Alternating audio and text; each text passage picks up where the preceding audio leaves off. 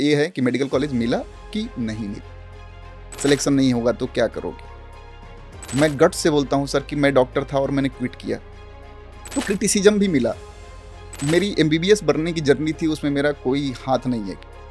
कुछ लोग बोलते थे कि तुम्हारी राइटिंग बहुत अच्छी है इसलिए तुम्हें डॉक्टर बनना है, कुछ लोग बोलते थे कि तुम्हें बहुत सही याद कर लेते हो इसलिए डॉक्टर बनना है, कि NCERT पढ़ लो सिलेक्शन हो जाएगा। It is just like that कि दैनिक जागरण डेली का पढ़ लो UPSC निकल जाएगा। मैं अपने गांव का पहला डॉक्टर, सब्जी वाले का बच्चा कैसे पढ़ेगा। I will fight for the Hindi.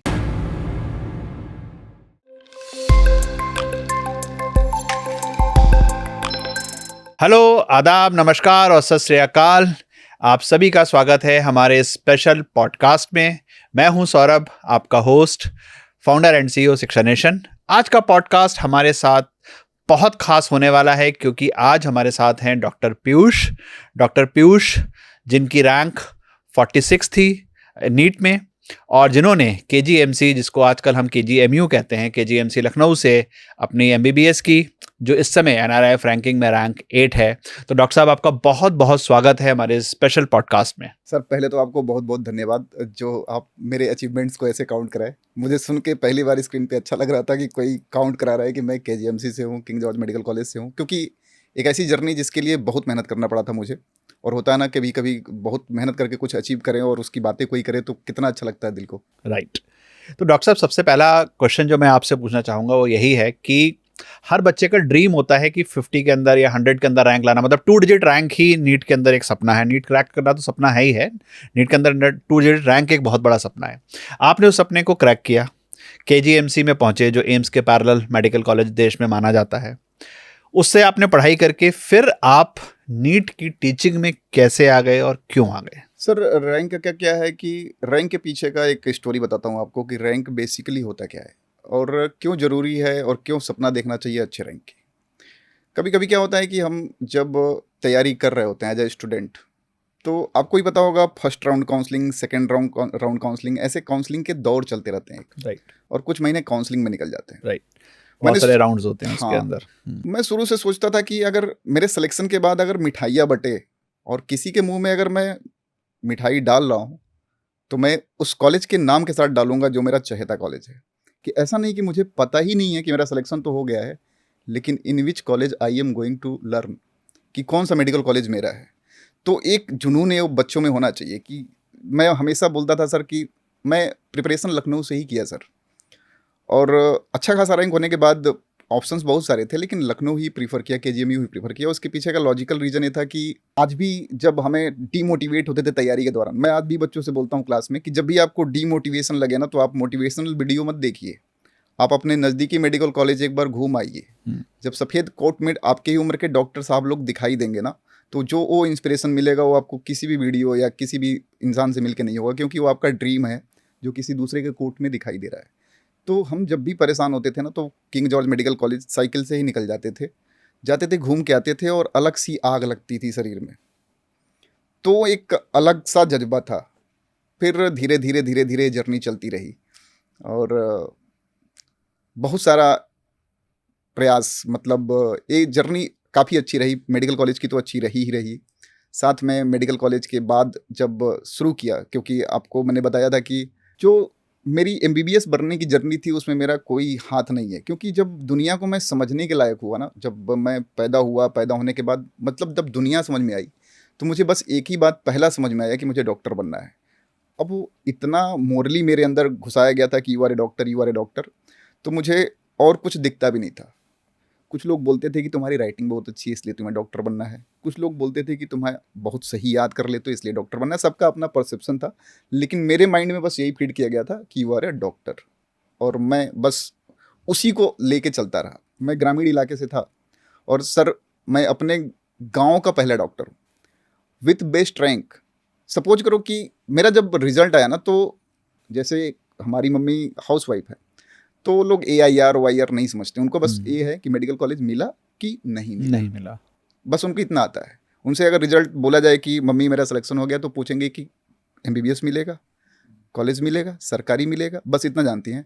उनको AIR 1 भी नहीं पता है, उनको AIR 1 46 भी नहीं पता है। तो जब मैं रिजल्ट बताया, तो रिजल्ट देखने गया था अपने छोटे शहर देवरिया में, मैं वहाँ से मम्मी को फ़ोन किया, क्योंकि टेली कम्युनिकेशन उस समय उतना अच्छा नहीं था, तो दूसरे के फ़ोन पे फ़ोन बन के बोलना पड़ा कि मम्मी मेरा सिलेक्शन हो गया है। मैं एक्साइटमेंट में था कि इतनी अच्छी रैंक आई है, मैं बताया। उन्होंने पूछा, अगला उधर से आंसर क्या था कि बेटा मेडिकल कॉलेज मिल जाएगा ना, क्योंकि 3 साल लग गए थे हमको इस जर्नी को अचीव करने में।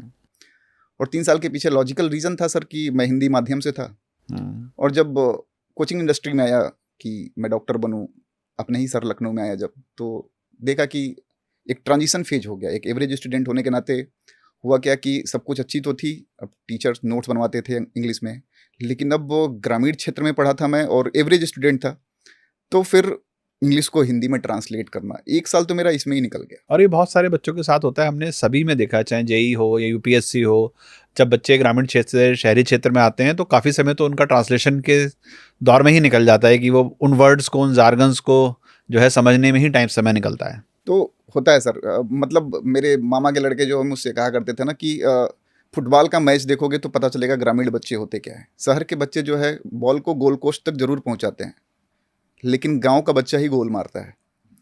वो एक जुनून था मेरे अंदर कि हाँ मुझे करना है। ठीक है, मैं ज़्यादा अंग्रेजी तो नहीं बोल पा रहा हूँ, मैं ज़्यादा इंग्लिश बैकग्राउंड से नहीं आया हूँ, बट जुनून यही था कि मुझे डॉक्टर बनना है। अब उसके लिए इंग्लिश में पढ़ने के बाद हिंदी में ट्रांसलेट करना, और कहीं ना कहीं वो दिमाग में मेरे चल रहा था सर कि अगर ऐसी स्थिति है तो सोचो, चलो गांव से था और हमारे पापा मम्मी थोड़ा अवेयरनेस रखते थे एजुकेशन के प्रति, तो उन्होंने सपोर्ट किया कि जाओ बेटा तू डॉक्टर बनो, या मेरे अंदर ऐसा फीड किया। लेकिन हमारी तरह के बहुत सारे ऐसे टैलेंट होंगे जो उसी हिंदी मीडियम में हैं, जिनके पास कोई ऐसा मेंटर, मोटिवेटर या उसको आइडेंटिफाई करने वाला फैक्टर नहीं होगा कि उसको पहचाने और उसको बोले कि नहीं बेटा तुम्हें ये करना है, तुम्हें ये कर सकता है। ये सब सोच दिल में थी। और दिल में क्या होता है सर, देखो डॉक्टर बनना, इंजीनियर बनना और अपनी जर्नी को समाप्त कर लेना कि मतलब डॉक्टर बन गया, कहीं क्लिनिक खोल लिया और क्लिनिक खोलने के बाद पैसा कमाया और खुद ही में जिया, that is the different thing. हो सकता हो कि शुरुआती सोच इंसान की हो सकती है, लेकिन जब इंसान ग्रो करता है तो उसने अपने सेटिस्फेक्शन का काम क्या किया। क्योंकि जब मैं बोला आपसे कि जब मैं बड़ा हुआ और मैं दुनिया को जानता भी नहीं था, तो मुझे ये पता था कि मुझे डॉक्टर बनना है, लेकिन कहीं ना कहीं अगर ऐसी सोच थी तो ये मेरी तो सोच थी नहीं। अब वो फैमिली से आई हो या मेरे दिमाग में भरी गई हो, लेकिन जब मैं धीरे धीरे अचीव कर लिया तो मुझे लगा कि मुझे जो दुनिया में या अपने ही ज़िंदगी में कुछ अपने लिए भी करना है। इस दौरान मैं सिविल सर्विसेज की प्रिपरेशन में आया, और लगभग अपने यूपी बिहार का एक नेचर रहा है कि जो भी ग्रेजुएट होता है वो यूपीएससी की तैयारी करता ही करता है, सबके अपने अलग इंटेंशन होते हैं।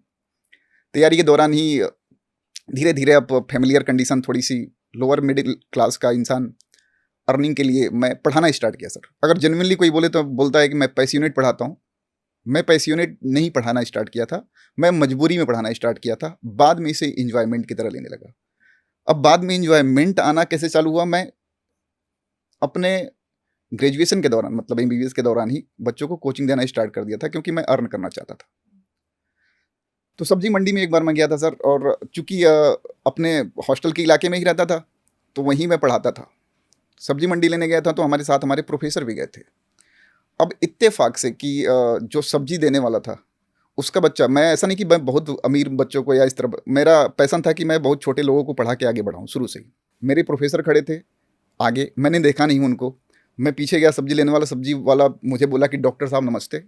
मेरे प्रोफेसर ने ऐसे सर करके देखा, अच्छा अच्छा आप हैं। तो एक होता ना कि एक आभास लगना कि यार मेरा प्रोफेसर खड़ा है फिर भी सामने वाला मुझे आइडेंटिफाई कर रहा है, एक होता है। तो उसने बताया कि डॉक्टर साहब मेरे बच्चे को पढ़ाते हैं। तो प्रोफेसर ने मुझे बहुत अप्रिसिएट किया कि मतलब यू आर डूइंग वेल।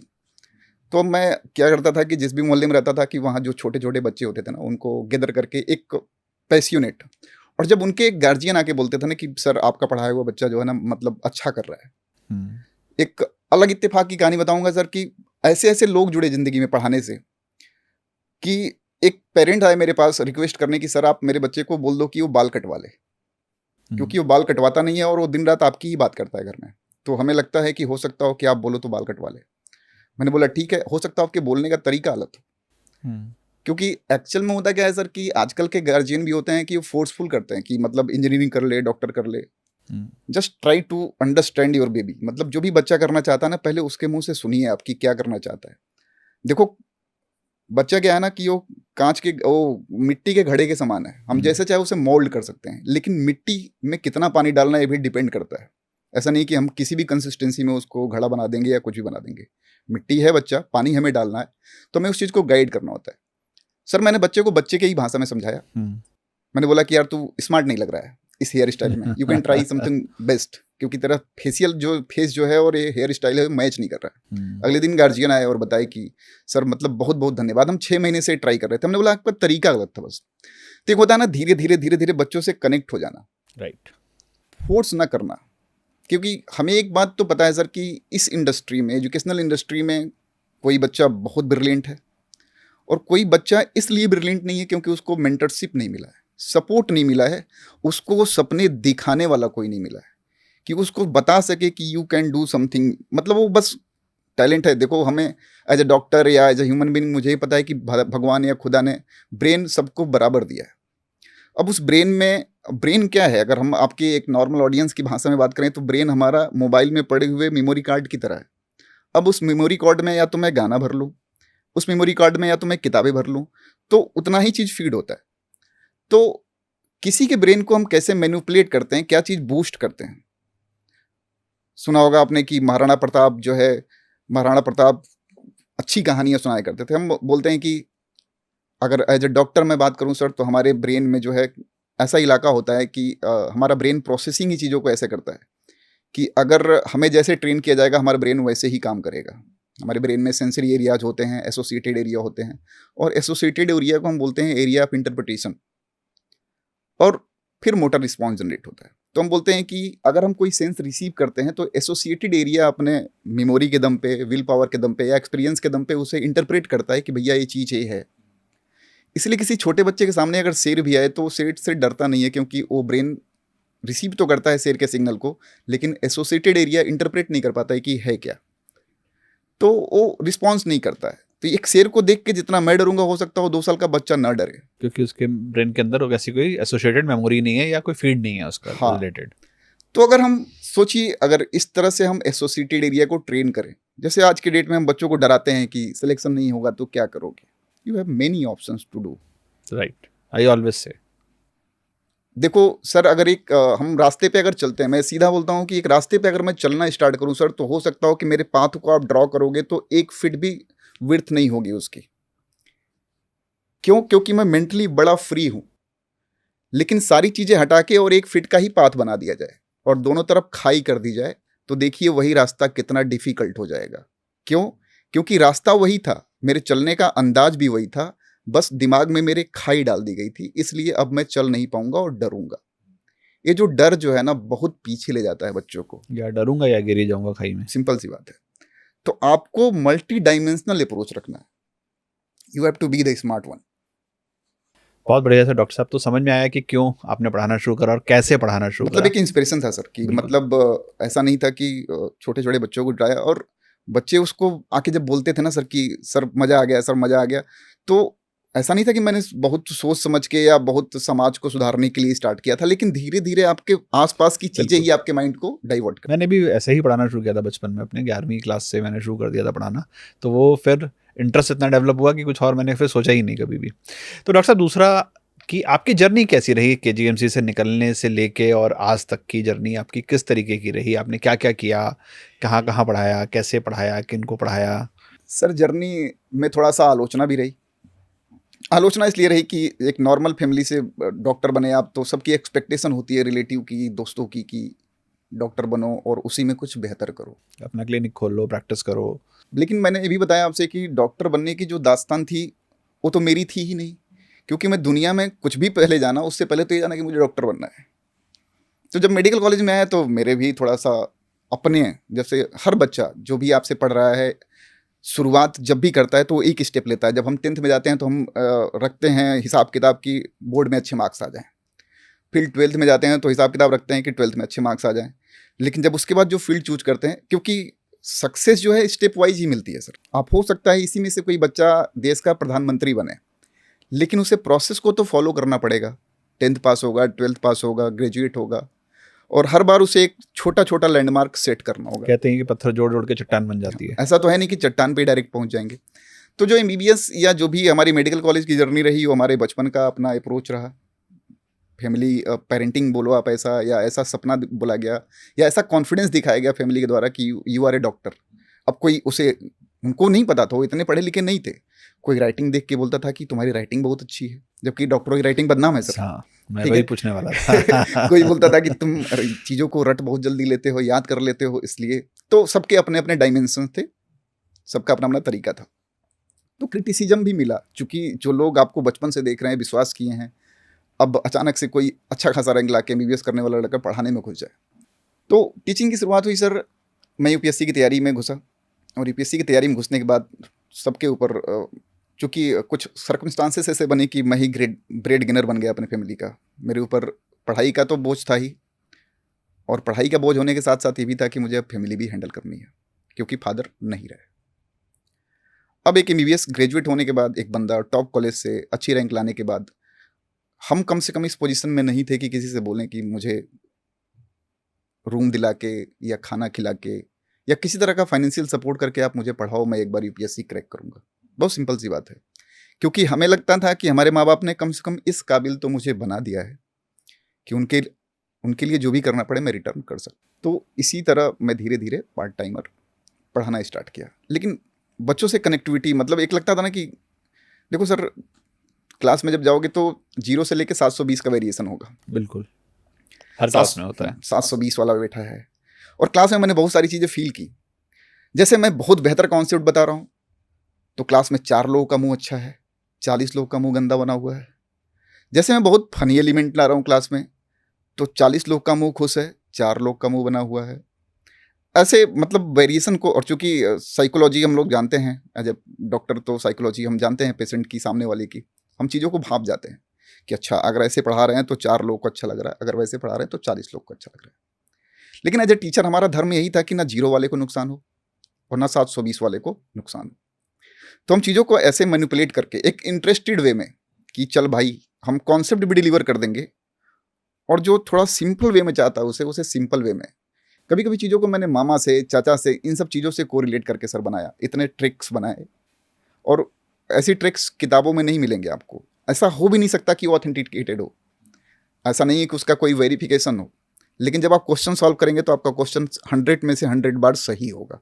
तो इन सब वो तो पढ़ाने की एक्सपर्टाइज से आप गेन कर जाते हैं। जैसे हम लोग भी फिजिक्स में देखते हैं तो कई बार मतलब आप ऐसे बहुत सारी चीज़ें बना सकते हैं जो बच्चों को समझाने के लिए सरल होती हैं, क्योंकि डिफ़िकल्ट तरीके से तो बहुत सारे लोग पढ़ा सकते हैं। बात तो ये है कि बच्चे को सरल करके कैसे पढ़ाया जाए। और किताबी नॉलेज सर दुनिया पार नहीं लगा सकती।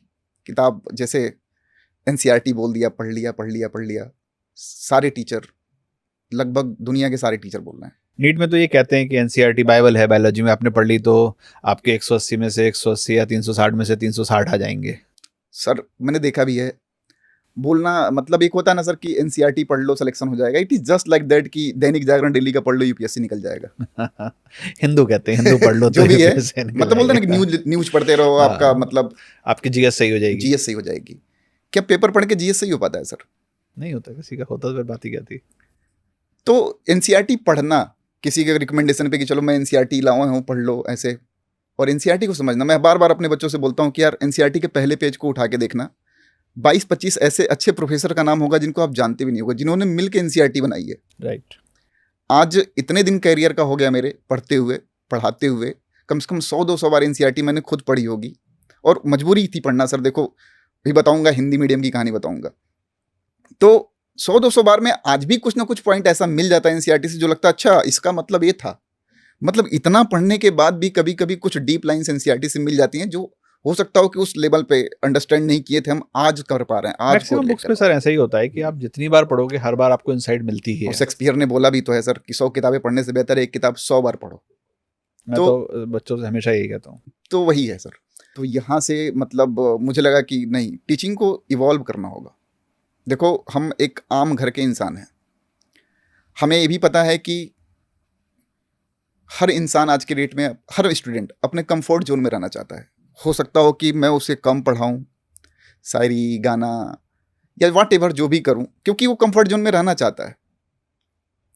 आज के डेट में आप खुद बताओ कि एक बच्चे के लिए दूध कितना इंपॉर्टेंट है, लेकिन एक बच्चे को नहीं पता है न्यूट्रिशनल वैल्यू इसकी। अब बच्चे को उसी न्यूट्रिशनल वैल्यू को देने के लिए गार्जियन को बोर्नवीटा, हॉर्लिक्स तमाम फ्लेवर्स के साथ ऐड करने पड़ते हैं। सही है? यही तो है एजुकेशन। बच्चे का सिलेक्शन केवल और केवल कंटेंट से होगा, लेकिन बच्चा इसे एक्सेप्ट करने को तैयार नहीं है। तो टीचर क्या करता है? बोर्नवीटा, हॉर्लिक्स अपने अपने तरीके से मिला के उसे पिलाता है कि भाई पी ले। लेकिन जो सुई हमें लगाई जाती है, इंजेक्शन जो हमें लगाया जाता है हमारे दर्द को खत्म करने के लिए, इट सेल्फ वो इंजेक्शन ही दर्द देता है पहले, तब जाके दर्द सही होगा आपका। यानी अगर आपको किसी चीज को अचीव करना है तो अपने कंफर्ट जोन से बाहर आना पड़ेगा। सर आज भी हम लोग 10-12 घंटा 15 घंटा, इसलिए नहीं कि मुझे एनसीईआरटी पढ़नी है, इसलिए कि मेरा जो पढ़ने वाला बच्चा है, मेरा जो स्टूडेंट है, उसको एनसीईआरटी में कितना आसान बना दूं। मेहनत करते ही हम लोग, लेकिन यही बच्चा जिसे खुद डॉक्टर बनना है वो नहीं करता मेहनत। क्यों? क्योंकि वो कंफर्ट जोन से बाहर नहीं आना चाहता। तो वो चीजें है। तो इस चीजों को हमने इजाद किया, हमने सोचा कि चल हिंदी माध्यम में शुरुआत करते हैं। बहुत होड़ थी सर, अच्छा पोजीशन, अच्छा खासा मतलब सब कुछ था, अच्छे कोचिंग में था, अच्छी खासी जान पहचान थी, और धीरे धीरे धीरे धीरे धीरे धीरे अच्छे खासे पोस्ट भी मिलने स्टार्ट हो गए थे। लेकिन दिल में वो खलिश थी जो शुरुआत हुई थी जहाँ से, कि एक सब्जी वाले का बच्चा कैसे पढ़ेगा, या यार गांव में था मैं, मान लो मेरे फैमिली में थे आप, और क्या ऐसा तजुर्बा है मेरे अंदर, मैंने कौन सा ऐसा गांव में अचीवमेंट हासिल किया कि अब दूसरा कोई गांव वाला डॉक्टर नहीं बन रहा है। यार हमारे गांव में तो बहुत सारे बच्चे हैं, कोई क्रिकेट अच्छा खेलता है, कोई फुटबॉल अच्छा खेलता है, तो डॉक्टर क्यों नहीं बन रहे? यानी मेंटरशिप नहीं हो रही उनकी, उनको सही रास्ता नहीं दिखाया जा रहा है। और एक बात तो मुझे इतना बड़ा होने के बाद समझ में आ गया कि गार्जियन बोलता है पढ़ लो पढ़ लो पढ़ लो, लेकिन पढ़ाई is the most secure option of life. बाकी के जितने भी फील्ड आप देख लेंगे सर, स्ट्रगल बहुत है और सक्सेस रेट बहुत कम है। पढ़ाई एक ऐसी चीज है कि सक्सेस रेट ज़्यादा है और एजुकेशन की वैल्यू ज़्यादा होती है। एक शिक्षित इंसान हर जगह पूजा जाता है सर। मैं अपने क्लास में बच्चों को बोला करता हूँ कि तुम्हें लगता है कि तुम दुनिया का सबसे बड़ा ईंट उठा रहे हो, तुम्हें लगता है कि तुम बहुत कंपटीशन में हो, तुम्हारे साथ बहुत समस्याएं हैं, दुनिया का सारा पीड़ा तुम्ही को है, तो तुम्हारी पीड़ा फिजिक्स, केमिस्ट्री, बायोलॉजी है दोस्त। कभी दिल्ली में अगर रहते हो तो मेट्रो स्टेशन पर जाके बैटरी चलाने वाले रिक्शे में कंपटीशन देख लेना कि एक यात्री उतरता है स्टेशन पे और 40 बैटरी चालित रिक्शा वाले हैं, लेकिन उस समय वो कुछ कर नहीं सकता क्योंकि अब दिन निकल चुका है उसका, अब वो कंपटीशन में नहीं आ सकता। वो कहावत है ना शुरू में कि अब पछताए होत क्या जब चिड़िया चुग गई खेत।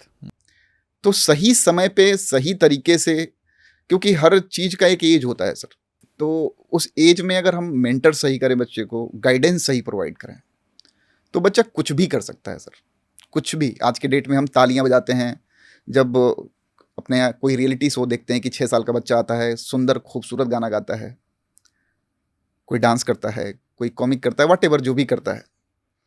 जनरेशन थोड़ा सा निरंकुश हो गई है, हम तालियां बजा के खुश हो जाते हैं, उसके रील शेयर कर देते हैं। लेकिन जिस दिन और जो बच्चा ये सोच लेता है कि मैं ताली बजा रहा हूँ, मैंने आज तक क्या अचीव किया है, और जो इस चीज़ को पहचान लेता है वही ज़िंदगी में आगे बढ़ता है। एक्सक्यूजेज हमेशा रहेंगे आपके साथ।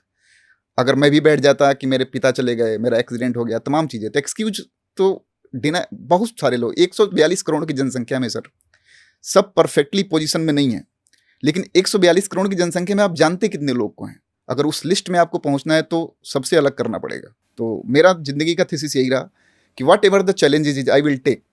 हम टीचिंग में थे, हिंदी मीडियम पीछे था, मैंने वो चैलेंज लिया। ऐसा नहीं कि नहीं मैं पढ़ा रहा हूँ चलो अंग्रेजी पढ़ा के, नहीं, हिंदी को कोई टच नहीं कर रहा है, I will fight for the Hindi. एक कॉम्पिटिटिव होने के नाते हर बार लगता है ना कि डिफिकल्ट सवाल, जैसे सिंपल सवाल तो लग गया, सब लगा लिए, तो आप टॉपर कैसे हो जब आप खतरनाक सवालों को लगाने की मादा रखते हो? तो सब पढ़ा रहे हैं, अच्छी बात है। मैंने सोचा हिंदी पढ़ाऊंगा सर। लिटरली एनसीईआरटी की हिंदी रात रात भर पढ़ी है मैंने, क्योंकि अब 5 साल आप ड्यूरेशन ले लो मेडिकल कॉलेज का, तो कहाँ याद रहता है? कैसे याद रहेगा कि उसी माइटोकॉन्ड्रिया को सूत्रकणिका कहते हैं? और हम ये भी बोल रहे हैं कि जब हम क्लास 11वीं 12वीं में थे तो हिंदी मीडियम से ही थे, लेकिन मुझे भी नहीं पता था कि माइटोकॉन्ड्रिया को सूत्रकणिका कहते हैं। इतना मतलब ब्राइट स्टूडेंट नहीं था मैं कि लाइनें इतनी खतरनाक पढ़ लूँ। तो यही जर्नी रहा सर। तो आपने तो मतलब चैनल जो बनाया था यूट्यूब पे अपना हिंदी का, वो भी कुछ मिलियंस में चला गया था मुझे जहाँ तक ध्यान है। मैंने बहुत जगह काम किया सर, मतलब अच्छी अच्छी जगह पे काम किया, और क्या ही नाम हाँ, लेना, सब बच्चों को पता ही है, बच्चों का प्यार है, बच्चों का इमोशन है। देखो एज ए टीचर हमारा काम है पढ़ाना, शिक्षा को एक्सप्रेस करना हमारा काम है। वी आर हीरोज सर, बहुत सिंपल सी बात। अगर हमने एक मकसद बनाया कि हमें एजुकेशन पहुंचाना है, तो that is not limited to any platform. और मैं यही बोलता हूँ हर प्लेटफॉर्म से कि अगर आपका सही का सपना है कि भारत एजुकेटेड हो, भारत का हर बच्चा एजुकेशन में चाहिए, तो आप ऐसा क्यों सोचते हैं कि केवल आपके यहाँ से वो एजुकेशन प्राप्त करे? यहाँ वही कहानी हो गई सर, हम गाँव के थे ना, तो हम पूछते थे कि जो फूल चढ़े महादेव जी को चढ़े। इसका मतलब ये हुआ ना कि हम भगवान तो हैं, हम कमिट तो कर रहे हैं कि हम भगवान हैं, लेकिन हम चाहते नहीं है कि कोई दूसरा हमारा काम करे। लेकिन सही बात तो यही है कि जब कंधे से कंधे मिला के एक एजुकेशन दे रहा है, दूसरा भी दे, हम तो प्रमोट करेंगे कि और लोग हिंदी में आए, ताकि वही हिंदी के बच्चे जो आज दबा कुचला महसूस कर रहे हैं ना, उनके पास जब 25 ऑप्शन होगा ना, 25 प्लेटफॉर्म डिलीवर कर रहे होंगे ना, तो चूज कर सकता है कि हूँ one is better.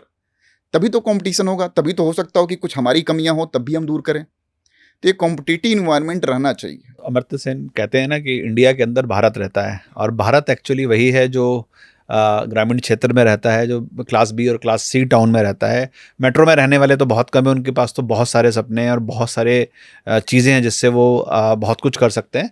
But actual जो भारतीय है वो तो बी और सी क्लास टाउन में रहता है, हिंदी को ही प्रेफर करता है, हिंदी मातृभाषा है, वहीं पर एक्चुअल पोटेंशियल देश का जो है वहीं पे एग्जिस्ट करता है। और जब तक सर हमारा ग्राउंड लेवल ऊपर उठ के नहीं आएगा ना, अंग्रेजी माध्यम में जो भी स्कूल्स हैं, अच्छे महंगे स्कूल हैं, मतलब कुछ ऐसे भी प्राइवेट स्कूल्स हैं जहाँ हाई स्कूल इंटर की फीस जो है ना, आज भी गांव में रहने वाले लोगों की महीने की कमाई से ज़्यादा है। बिल्कुल, और भी ज़्यादा होगी सर, बहुत हाँ, महंगे, बहुत महंगे, बहुत महंगे महंगे स्कूल्स हैं। क्या इस कंडीशन में हम ऐसा भी नहीं कर सकते कि वो गांव का बच्चा, अरे पैसा क्यों बैरियर, हम आज़ाद भारत में हैं सर।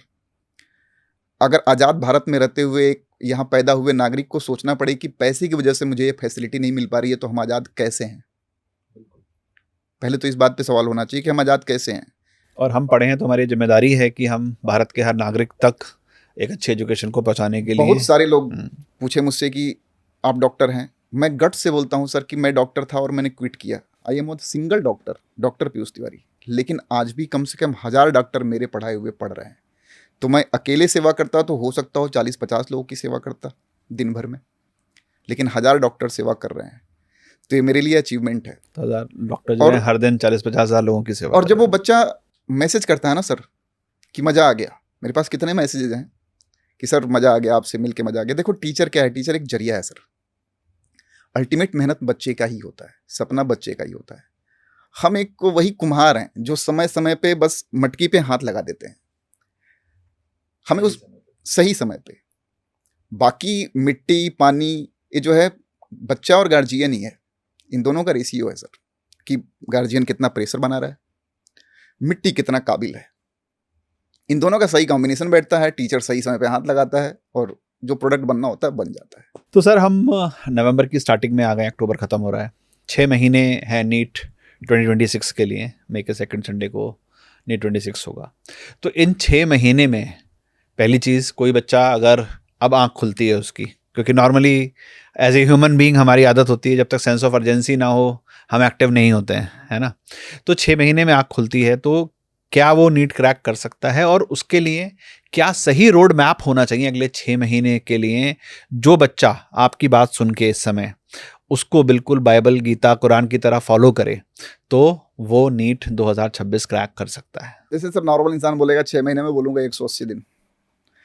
तो 180 दिन, क्योंकि हमें चीज़ों को बांटना होता है, और हम सही में अगर सही में मायनों में देखें कि एक एवरेज बच्चा है जो या तो पिछले साल के एग्ज़ाम के रिजल्ट की वजह से या किसी सिचुएशन की वजह से कहीं ना कहीं अभी भी लग रहा था कि करूं कि ना करूं, और कुछ बच्चे ऐसे भी होंगे सर जो शुरुआत तो बड़ा जोश से करते हैं, जुलाई उलाई में उनको लगता है कि वो डॉक्टर साहब हैं, वो डॉक्टर साहब चल देते हैं अपने यहाँ कोचिंग में, और जब धीरे धीरे धीरे धीरे चैप्टर्स की अंबार लगती रहती है तो फिर डॉक्टर साहब का ग्राफ ऐसे होने लगता है। ये मैं देखो कोई किसी की कहानी नहीं बता रहा हूँ, ये मेरी खुद की कहानी, ये मेरी खुद की कहानी है कि मैं भी अपने गाँव से तो ऐसे ही गया था ना कि डॉक्टर बन जाऊँगा, फिर प्लेन सीधे लैंड हो गई, तभी तो तीन अटेम्प्ट लगा। तो कुछ बच्चे वहाँ से क्विट कर जाते हैं। देखो सर जज्बा होना चाहिए। अगर आपको बड़ी सिंपली बताऊं तो 180 दिन है आपके पास, सवाल कितने आएंगे आपके? 180। तो हम कह रहे हैं ज़्यादा मत पढ़ो और सही डायरेक्शन में डेली एक ही सवाल को अप्रोच कर लो, तब भी तो बहुत ही बढ़िया बात कही आपने। 180 दिन है और 180 ही सवाल पॉजिटिव रखना है सर कि आपके इस बच्चे होते हैं ना, पूछते हैं हम डॉक्टर बन गए तो कई गार्जियन पूछता है सर जी कितना घंटा पढ़ लेंगे सिलेक्शन हो जाएगा। हाँ, या कुछ लोग जैसे मैं वीडियो देखता हूँ कि 1 लाख क्वेश्चन कर लो, कोई कहता है 10,000 क्वेश्चन कर लो, तो ये तो मुझे मतलब समझ में बहुत कम आता है थोड़ा। अप्रोच सर, हाँ, आज के डेट में मल्टीपल चॉइस का अगर अप्रोच आपका सही है ना, देखो मल्टीपल चॉइस है क्यों सर, अगर आपको एक सवाल पूछ के मैं 8 ऑप्शन दे दूं तो आपको तो लगता है मेरे पास ऑप्शन है, लेकिन ऑप्शन कंफ्यूजन के लिए है सर। मैं तो कहता भी हूँ सर, एमसीक्यू का मतलब मल्टीपल चॉइस क्वेश्चन नहीं, मोस्ट कंफ्यूजिंग क्वेश्चन है, क्योंकि आपको डेविएट किया जा रहा है वहाँ अगर पे। अप्रोच आपका सही नहीं रहा तो पहली बात तो हमारे टीचर कहते थे कि एग्जामिनेशन हॉल में सही आंसर जानना ही सफलता का सबसे मेन कुंजी है। यानी आप अपने आप को शिक्षा से, अपने आप को कंटेंट से इतना लवरेज कर लो कि आपको कंफ्यूजन किसी बात का हो ही ना, बस ये है कि ये है तो है। दूसरा कंफ्यूजन मान लो कहीं होती है, जैसे कुछ लोग होते हैं, बच्चों का अप्रोच बता रहा हूँ मैं, कि कभी कभी बच्चे सवाल पढ़ते हैं और सवाल का जवाब खुद से ना देके या खुद पे विश्वास ना करके उसका जवाब ऑप्शंस में सोचना चालू करते हैं। और मैं बार बार बोलता यही हूँ कि ऑप्शंस तो बनाए ही गए हैं आपको कंफ्यूज करने के लिए। जब भी आप किसी सवाल को देखें तो मैं अभी अभी आज के डेट में मैं भी सर, मैं पढ़ाता हूँ जरूर हूँ, आप मेरी एक टेक्निक समझिए सर। आज भी मैं जूलॉजी पढ़ाता हूँ और 45 क्वेश्चन जब मैं किसी टेस्ट के लिए देता हूँ ना, तो मैं 45 क्वेश्चन खुद सॉल्व करके उसकी स्पीड निकालता हूँ कि क्या मतलब मैं उतने समय में कर पा रहा हूँ कि नहीं। और ये मेरा कॉम्पिटिटिव नेचर है सर। बहुत ज़रूरी है सर ये बात, एक्चुअली एज ए टीचर भी और एज ए स्टूडेंट भी। मैं अगर मतलब नीट ईजी खोला था अपना हिंदी मीडियम के लिए, लेकिन उस दौरान सर आपको बिलीव नहीं होगा, मैं सारे कोचिंग में ना टीचरों के लिए इंटरव्यू देता रहता था, बस जानने के लिए कि मैं काबिल तो हूँ ना। ऐसा तो नहीं कि मैं एक कोचिंग को फाउंड करके और मैं इतना न्यूट्रलाइज जोन में चला गया कि मतलब मेरा ही सब्जेक्ट मेरा वीक होने लगा। तो ये सब चीज़ें मैं करता रहता हूँ और कॉम्पिटिटिव नेचर, और ये शोध करेगा आपको कि ऐसा नहीं कि मैं बस पढ़ा रहा हूँ, क्योंकि as a profession, as earning करना होता तो doctor is the best profession, मैं सीधा बोलता हूँ। लेकिन मैं टीचिंग भी करना होता तो बहुत सारे ब्रांड है जिनके साथ जुड़ के कर लेता, जुड़ा ही था, लेकिन मैं कुछ डिफरेंट करना चाहता था समाज के उस वर्ग के लिए ना। देखो सर, एक दिन जब मरे इंसान ना, तो मैं इतना बोलता हूँ कि कम से कम फक्र हो खुद पे कि मैंने कुछ तो किया जिंदगी के लिए। एक बड़ी चढ़ती बढ़ती ट्रेन में चढ़ के और सफर कर लेना और एक ट्रेन खुद की होना, छोटी सी ही सही हो, दोनों में डिफरेंस होता है। मैं तो बहुत बिलीव करता हूँ इस चीज़ में। ठीक है, तो उस अप्रोच से तो बच्चों के कुछ तो चाहिए। अब मेन चीज है ना सर, 6 महीना बहुत है, मैं यही बोलूंगा आपसे। आपके मेन सवाल पे आता हूँ, लेकिन इस 6 महीने में देखो बहुत सारे बच्चे ऐसे भी हैं कि जो शुरू करना चाहते हैं, बहुत सारे बच्चे ऐसे हैं जिनका स्टार्ट सही था, अब वो डिप्रेशन में जा रहे हैं, और बहुत सारे बच्चे ऐसे हैं कि जितना पिछले साल परफॉर्म करते थे उतने ही नंबर पे आज भी रुके हुए हैं। डिलेमा स्टेट में है कि तैयारी सही जा रही है कि नहीं जा रही है। जब ऐसी कंडीशन आए तो आपको क्या चाहिए? बेसिकली आपको एक ऐसा फ्रेंड चाहिए, फ्रेंड ही हम बोलेंगे सर, क्योंकि फ्रेंड ज़्यादा अच्छा है। फ्रेंड ज़्यादा अच्छा इसलिए क्योंकि फ्रेंड एक ऐसा पोजीशन है जिससे आप अपनी हर बात को बता सकते हर हो। बात को डिस्कस कर सकते हो। जैसे मैंने बोला था ना कि हम्म, टीचर से, डॉक्टर से और वकील से कुछ भी नहीं हर छुपाना छोटी चाहिए। बात शेयर करनी चाहिए आपको, क्योंकि हो सकता हो कि वो छोटी बात ही बहुत बड़ा लॉजिक हो उसमें। तो फ्रेंड इसलिए मैं बोलता हूँ कि हो सकता हो कि एज ए टीचर हेजिटेट करे, क्योंकि बहुत सारे बच्चे हेजिटेट करते हैं कि इतना छोटा सवाल पूछूंगा तो फिर कहीं ऐसा ना सोचे कि टीचर यार ये तो लायक ही नहीं है। नहीं, आप दोस्त समझो, आपका हर सवाल सवाल ही है। एक ऐसा दोस्त आपके पास अवेलेबल हो कि जो आपकी समस्याओं का, कि सर जी आज पढ़ने का मन नहीं कर रहा है, उसका भी सलूशन निकाल के दे। सर जी आज फिजिक्स का मूड नहीं, जैसे होता ना, बहुत सारे बच्चे इसी वर्ड में दबे हुए हैं कि उन्होंने एक टाइम टेबल बना लिया है सर। टाइम टेबल की एक कहानी बताऊंगा सर। टाइम टेबल की सबसे बड़ी खासियत है सर, मैं अपने जिंदगी का नहीं, मैं पूरा बता रहा हूँ, जिस दिन बनाई जाती है उसी दिन फॉलो नहीं होती है। बिल्कुल क्योंकि सही बात है। बनाने के बाद क्या होता है, अगला कहता है कि कल से फॉलो करेंगे। जैसे जिम जाना होता है। तो जब बनाई गई तभी नहीं फॉलो हुई, अगले दिन उठ के, और जब नहीं होता है फॉलो तो हम और थोड़ा सा उसमें नहीं 5 बजे नहीं जगना, आप 6 बजे का कर लेते हैं, फिर 6 बजे का नहीं 7 बजे कर लेते हैं, ऐसा ऐसा कार्व करते रहते हैं। यार सर, मैं कैसे बताऊंगा कि मेरा कल दिमाग इस स्टेट में रहेगा कि मैं 3 घंटा फिजिक्स पढ़ पाऊंगा? आई डोंट नो कि कल मेरे माइंड का स्टेट क्या रहेगा।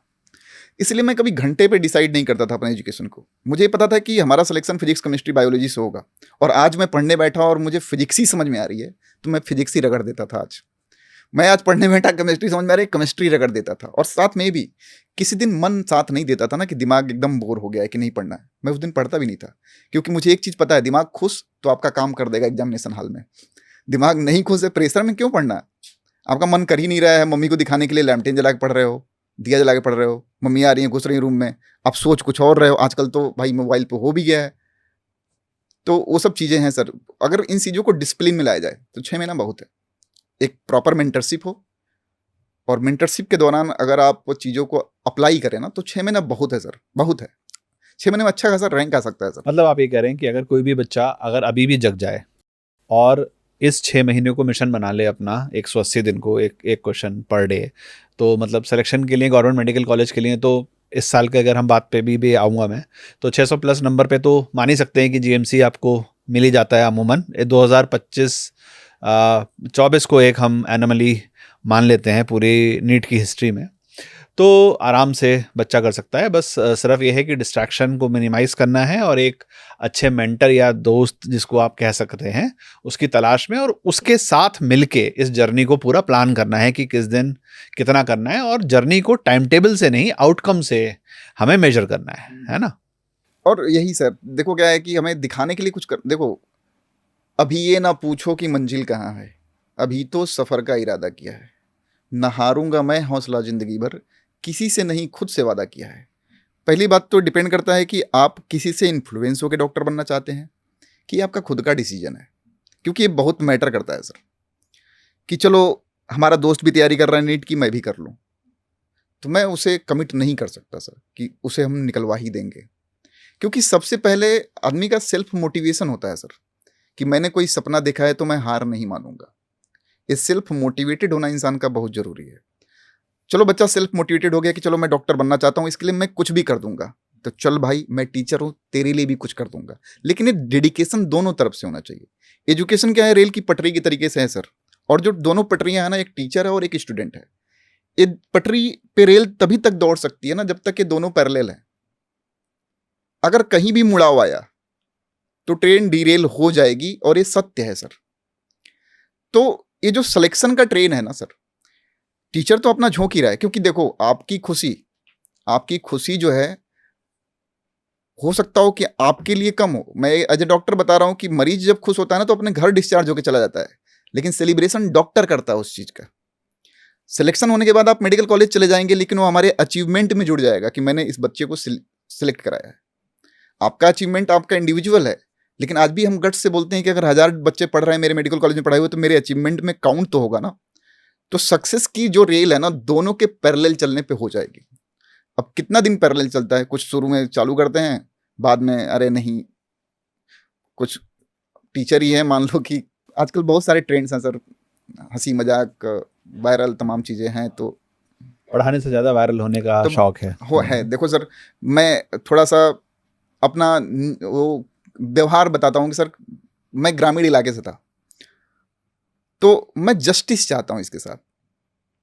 ऐसा नहीं कि मैं किसी को सपने दिखाऊं और सपने को मैं अपने वजूद की वजह से या अपने को सही साबित करने के लिए तोड़ दूं। मुझे एक बात बहुत अच्छी तरह से पता है कि डॉक्टर बनने के लिए सर डॉक्टरों को दूसरा भगवान कहते हैं धरती का।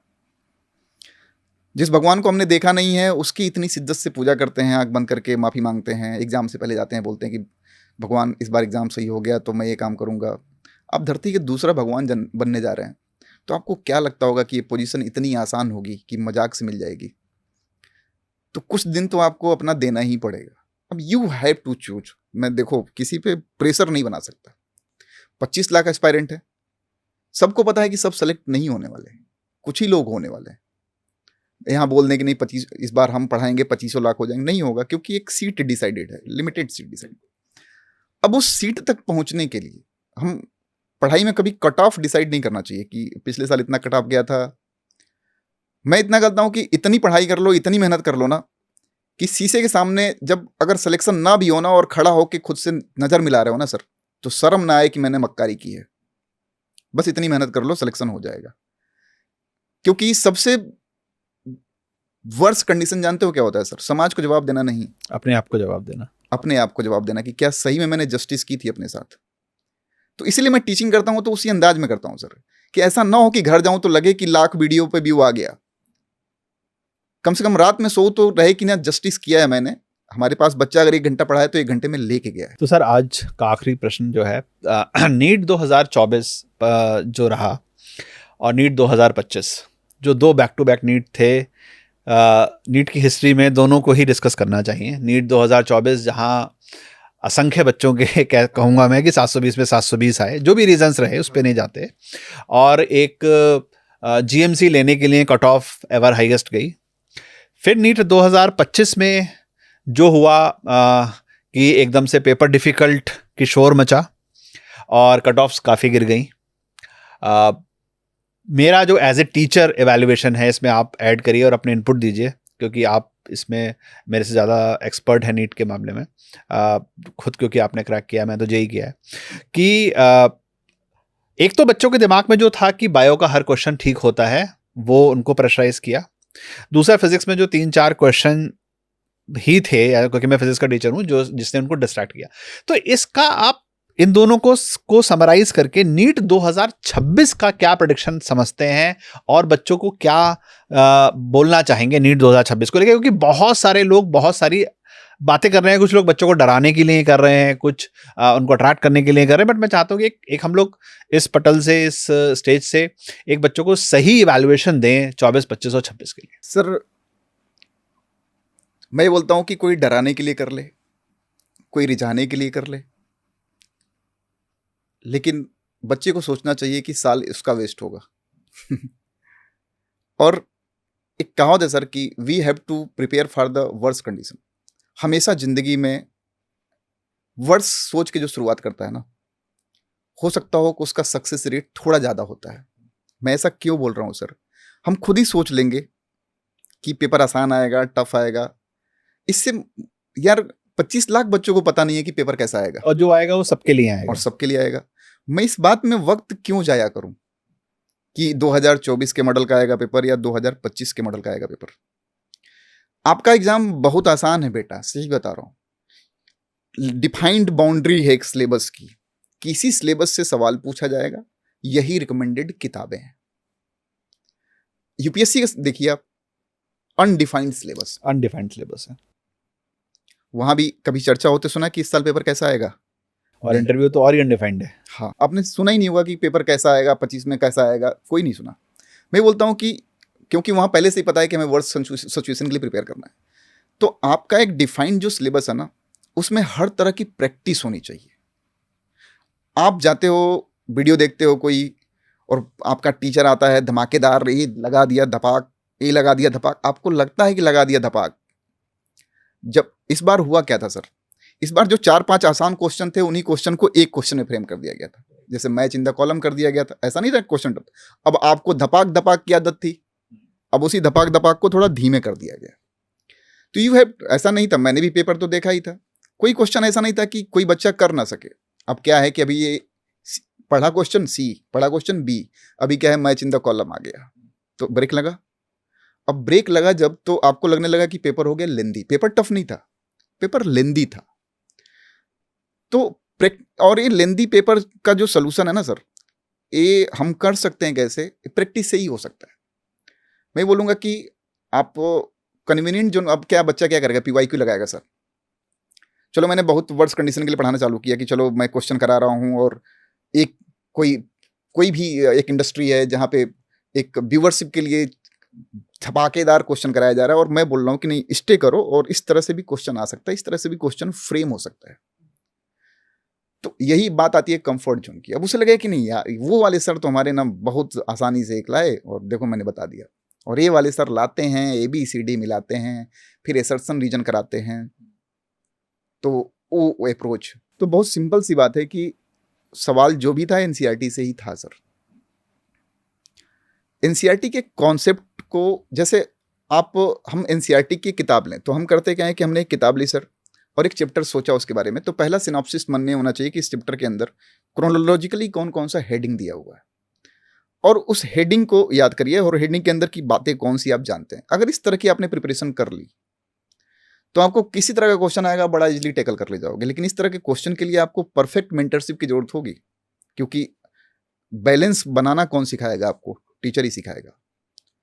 और लाखों की भीड़ में बैलेंस नहीं बना पाओगे सर आप, क्योंकि लाखों की भीड़ में आप हो, बहुत सारे प्लेटफॉर्म है जहां लाखों बच्चे एक साथ पढ़ रहे हैं सर, लाखों बच्चे एक साथ पढ़ रहे हैं, आपको कंटेंट भी मिल रहा है, और सबको पता है कि NCERT से ही आना है सर। और बहुत सारे बच्चे ऐसे हैं कि 2-3 साल से कंसिस्टेंटली लगभग सेम मार्क्स 50-60 के अराउंड जो है ऊपर नीचे हो रहा है और उसी नंबर में है। सबसे जो जोन है नीट का जहाँ पे रिपीटर्स या हैं वो 400 से और 550 500 का ही जोन रहता है, क्योंकि जिसमें वो देखो बच्चे वो बार बार बढ़ा नहीं पा रहे हैं बहुत नंबर नीचे अपने। वाला जोन ज्यादा दिन तक परसिस्टेंट नहीं करता, वो मान लेता है कि चलो नहीं हो पाएगा। बहुत ऊपर वाला जोन जो है वो सेलेक्टिव हो जाता है। बीच वाला जोन जो है वो इस डिलेमा में रहता है कि मेरा सिलेक्शन हो जाएगा। अच्छा, कंसिस्टेंटली आप वही चीज फॉलो कर रहे हो। अच्छा, गलती का क्या है सर कि गलती जब होता है तो हमें पता नहीं चल रहा होता है, गलती का हमें इम्पैक्ट पता चलता है। तो मैं कहीं कोचिंग ज्वाइन किया, 400-450 नंबर पाया, फिर से मैं वही रिदम फॉलो कर रहा हूँ इस साल भी। और वही चैप्टर्स दोबारा कर रहा हूँ जो मैंने पिछले अच्छा, साल बच्चों किए को थे। लगता है कि पिछले साल 500 नंबर था। मैं कल ही एक बच्चे का सुन रहा था कि सर पिछले साल मेरा 500 नंबर था। मैं उससे सोचा कि बोलूं कि बेटा ये बैंक अकाउंट में नहीं पैसा डले हैं कि इस कि बार इस बढ़ बार 500 जाएगा। था तो अब 50 रुपए और जोड़ेगा तो 550 हो जाएगा। ऐसा नहीं है।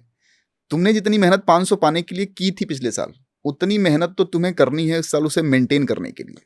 साथ ही साथ जब मेहनत और तरीका थोड़ा बनाओगे तब ऊपर जाओगे। ये बैंक बैलेंस की बात थोड़ी है कि चलो नीट में 2023 में मैंने 300 रख दिया है, नीट 2025 में उठ गया है और 500, अरे मेरा 800 हो गया। ऐसा नहीं होगा बेटा।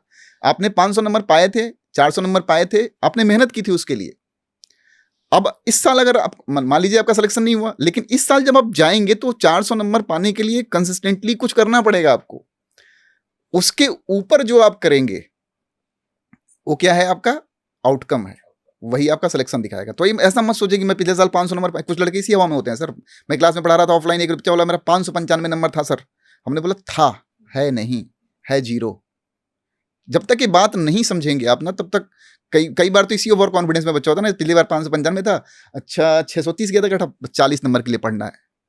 भाई 40 नंबर के लिए नहीं पढ़ना है तुम्हें। वो पैसे बैंक में जो नीट जो है बैंक नहीं है कि रख लिया है कि सुदेश जी का पैसा रखा हुआ है 500, अब 300 इनको 220 और ऐड करना है, ऐसा कुछ नहीं है। 500 को मेंटेन करना है आपको, और 500 को मेंटेन करने के बाद जितना आप दम लगा सकते हैं 720 के करीब पहुंचने का, उतना दम आपको लगाना होगा।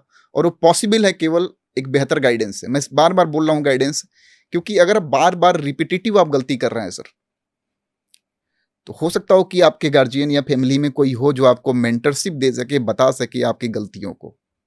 क्योंकि कभी कभी हम इस तैयारी में इतना उलझ जाते हैं ना कि अपनी बातों को किसी से शेयर नहीं कर पाते सर। मैं नहीं बता पाता अपनी मम्मी से क्योंकि वो इतना काबिल नहीं थी कि हमें एक सजेस्ट कर पाए। मैं नहीं बता पाता अपने पापा से क्योंकि घर पे नहीं रहते थे। मैं नहीं बता पाता अपने भाइयों से कि मेरी क्या समस्या चल रही है, फिजिक्स में सवाल नहीं लग रहे हैं, केमिस्ट्री में सवाल नहीं लग रहे हैं। आप किससे बताओगे सर? ऑनलाइन एजुकेशन के इस दौर में, पहले एक ऑफलाइन का दौर था तो चलो बच्चे मिलते थे, लेकिन जो बच्चा आज घर में मोबाइल पे खुद पे ही डिपेंडेंट है, वो किससे सवाल पूछेगा? गांव के मुखिया जी से पूछ नहीं सकता क्योंकि उन्होंने नीट निकाली नहीं है। तो बड़ा सिंपल सी बात है कि आपको उस कंडीशन में क्या चाहिए, एक ऐसा इंसान चाहिए जो आपको एक रास्ता इनलाइटन करे कि बेटा तुम 450 पे हो, इस बार तुम्हें 450 पे नहीं रुकना है। तुम अभी तक क्या, पहले तो आपकी पूरी स्ट्रेटेजी जाने की आपने किया क्या है, और स्ट्रेटेजी जानने के बाद आपको क्या बेहतर करना होगा, ये हम बता सकते हैं। फॉलो करना आपका काम है, और फॉलो अप और बताना दोनों डिपेंड करता है कि आप अपने सपने के बारे में कितना सीरियस है। तो डॉक्टर साहब, बहुत ही बढ़िया डिस्कशन रहा आपके साथ और आपकी जर्नी समझी। हिंदी मीडियम के बच्चों के लिए नीट को क्रैक करने का जो जज्बा आपने दिखाया, जो हम कह रहे हैं कि असली भारत ग्रामीण क्षेत्रों में रहता है, वहाँ के बच्चों के लिए क्या है।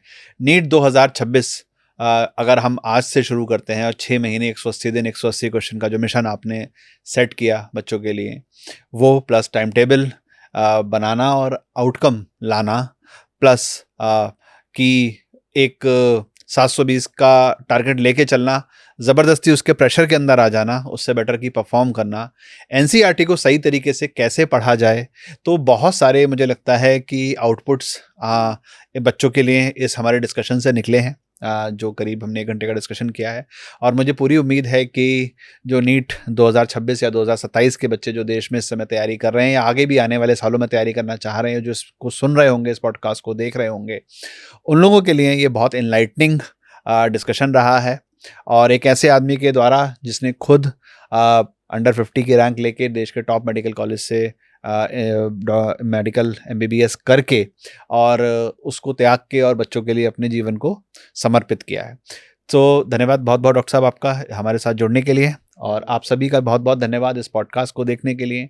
और हमारे चैनल को लाइक करिए, सब्सक्राइब करिए और जुड़े रहिए हमारे साथ ऐसी ही बढ़िया जानकारी के लिए और आपकी नीट की जर्नी को और आसान बनाने के लिए।